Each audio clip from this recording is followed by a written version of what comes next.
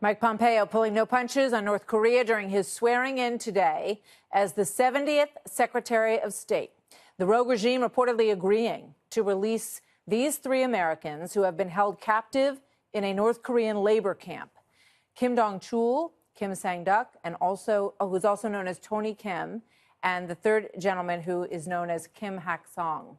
What is behind North Korean leader Kim Jong-un's sudden change in tune, and is this genuine? Here now, General Jack Keane, Fox News senior strategic analyst, chairman of the Institute for the Study of War. General, good to see you. Good to see you. This is something the president wanted as a precursor to this, to release these men. Yeah, no doubt about it. Pompeo mentioned it when he met with Kim Jong-un, and just recently, our National Security Advisor, Ambassador Bolton, mentioned it publicly as a sign of good faith that Kim Jong-un is serious about these talks and about nuclearizing. So let's release these hostages before the talks. And he's doing it. What do you make of his concessions? What's different now for Kim Jong-un? Is it that the world is different? Are there different pressures on him within North Korea than existed in the prior generations?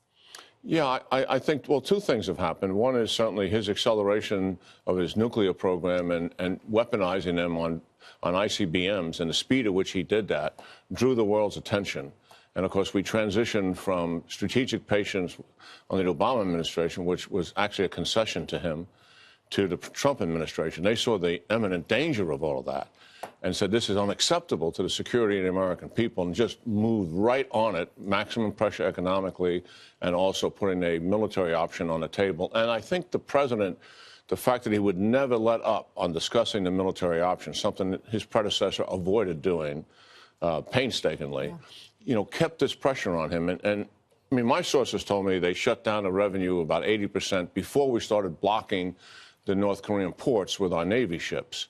So there is some impact, but they've let their people suffer in the past and just sort of got it up and went on anyway and still manipulated us. It feels like for some reason that's not working for him anymore, that maybe there is some internal pressure that hasn't existed before. Obviously, there's so much that we don't know about. I find it really interesting that you have the Chinese and the South Koreans, the Japanese, all scrambling to have meetings. They all want to be part of what they see happening. Yeah, and I think what's so different for me is the just sense of urgency that Kim Jong-un is doing. He's done all of this in 90 days. Yeah. From the Olympics on, and he's made major concessions. And some people, who are always anti-North Korea are flippant about it. But the speed at which he's done it is remarkable. He wants to end the Korean War with an armistice and end the armistice by the end of the year. He's taken off the table for the first time the 28,000 troops we have as a condition for having negotiations. Which is amazing. He's frozen his test programs, which is easy to do. That's to be sure. But he's willing to let inspectors come in and take a look at his nuclear test. Do you think we're also going to get ballistic missile reduction or something else out of this? At some point, does it become untenable to keep pushing for more and more and more in this negotiation? Oh, yeah. There's a lot of issues, Martha, and I'm just delighted you brought that up. The president has committed to Abe, the head of Japan, to bring up the Japanese abductees, which they believe they have thousands of. We also will discuss with Kim Jong-un chemical and biological weapons, which are not on the top tier, but they're there, and they're dangerous, and we suspect he has them.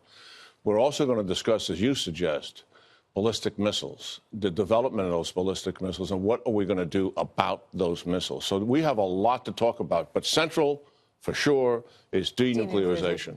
General Jack Keane, always good to see you, sir. Thank you very much. Yeah, good talking to you, Martha.